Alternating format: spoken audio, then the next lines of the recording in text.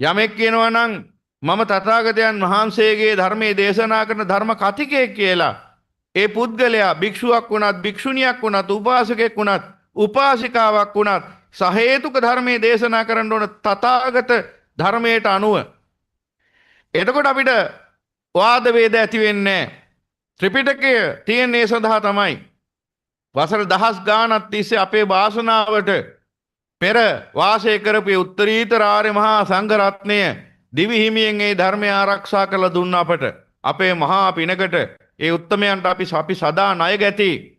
ජීවිත හිමියෙන් උන්වහන්සේලා ධර්මයේ රැක්කේ. ඒ ගැන කියන්න ගියොත් මේ රය මදි මට.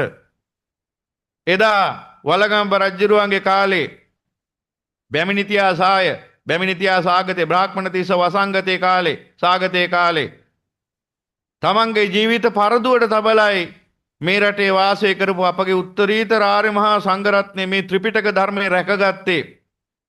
පුස්කොළ පොත්වල ලියලා දිවි හිමියෙන් ආරක්ෂා කරේ තථාගත ධර්මය.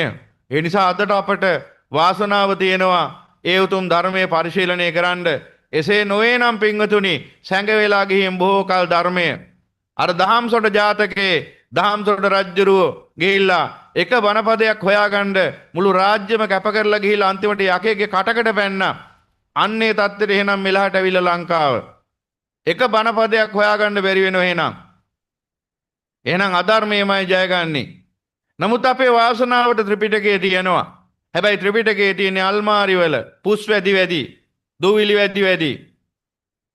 ඒ ත්‍රිපිටකයේ පරිශීලනයක් නැහැ. කුමක් නිසාද කියලා බැලුවාම මාරයා ඉවත් කරලා මිනිසුන්ගේ ජීවිතවලින් භික්ෂු භික්ෂුණී උපාසක උපාසිකා කියන සිව්වණක් පිරිසම ශ්‍රී මුක දේශනාවෙන් ඈත් කරලා.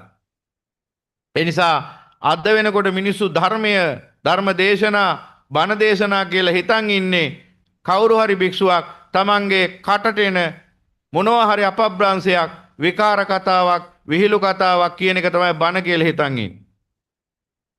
අන්නේ විදිහට මාරයා තථාගත ශාසනයෙන් නැසලා අපි මේ උත්සාහ ගන්නේ අන්නේ මාරයට එරෙහිව බුදුරජාන් වහන්සේගේ නිර්මල ධර්මයේ නැවත පෙන්වා දෙන්න.